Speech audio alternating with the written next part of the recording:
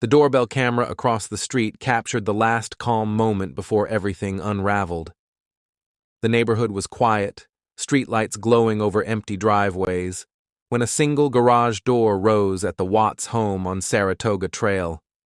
Inside the dim garage, a man moved slowly, loading items into the back of his truck.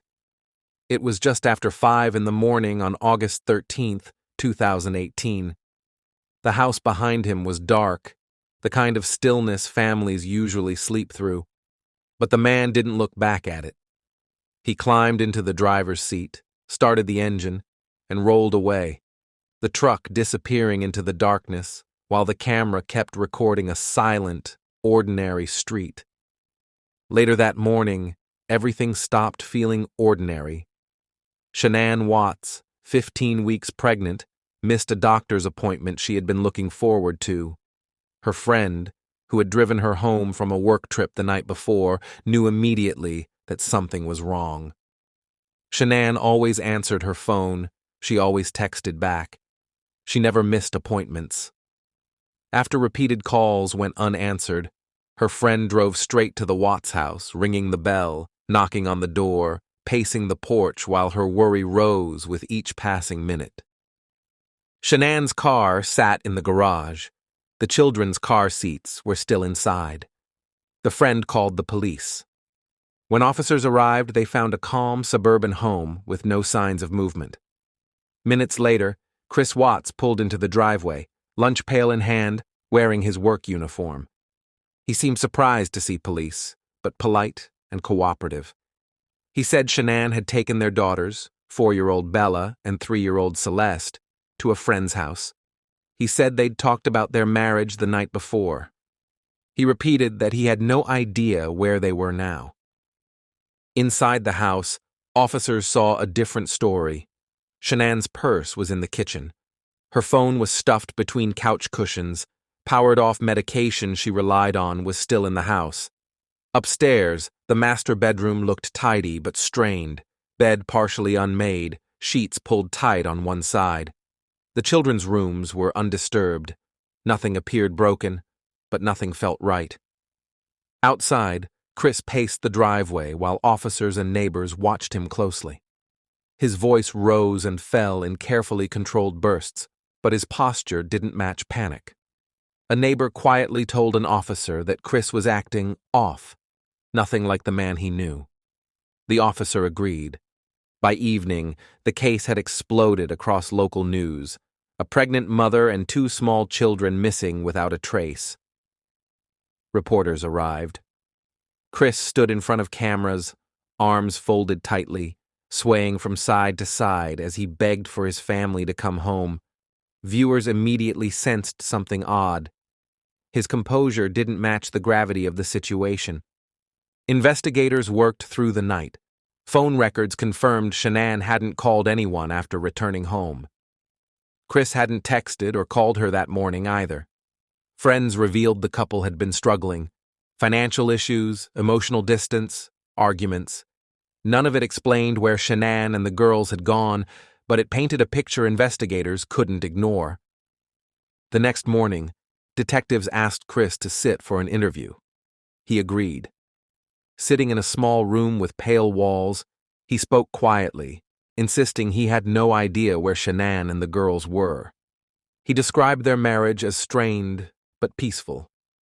He rubbed his face, leaned back, stared down at the table, repeating the same phrases over and over, but he never asked the simplest question.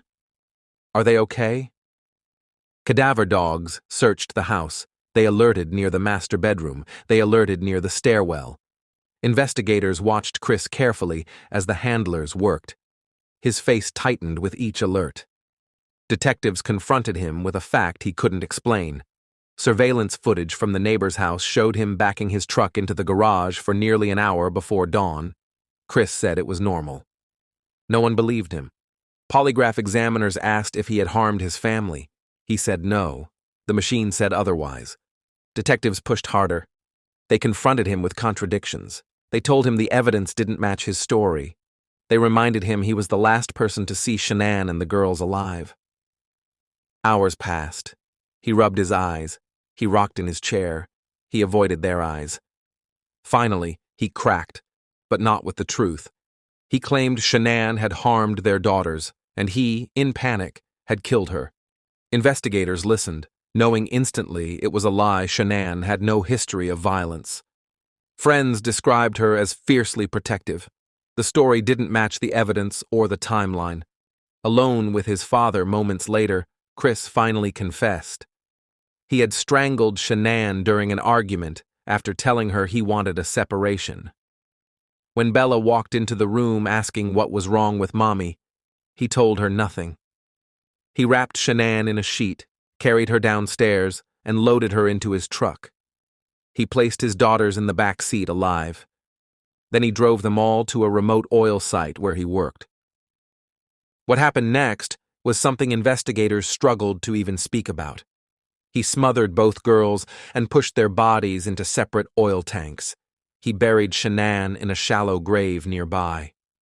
When search teams reached the site, they worked slowly, carefully, fighting heat, chemical fumes, and the weight of what they knew they would find. They recovered Shanann first, then faced the grim task of extracting the girls from the oil tanks. Hardened investigators, people who had seen every kind of crime, described the scene as one that stayed with them long after the case closed. Chris was arrested and charged with multiple counts of first-degree murder. In court, he kept his head down as family members spoke about the lives Shanann and her daughters should have lived. The birthdays they would never celebrate, the futures stolen from them. The judge sentenced him to multiple life sentences without the possibility of parole. His quiet demeanor never cracked. The Watts home no longer resembles the cheerful family setting seen in old social media posts. It became a symbol of a crime that shocked millions, a home where nothing looked wrong on the surface, where every room appeared untouched, even though the truth was buried beneath that calm silence. Shanann's family and friends continue to remind the world who she was, a devoted mother, a woman who worked hard, loved fiercely, and lived her life openly. Bella and Celeste are remembered through stories, photos, and the warm, bright personalities they shared with everyone who knew them. Their lives were not defined by what happened. They were defined by the love they brought into the world. The case remains one of the most widely recognized family murders in modern history, not because of mystery, but because of the chilling normalcy of the man behind it. A father who appeared polite, helpful, and calm on the outside, while hiding a truth darker than anyone imagined. Thank you for listening to Homicide Files. Subscribe for more true crime stories.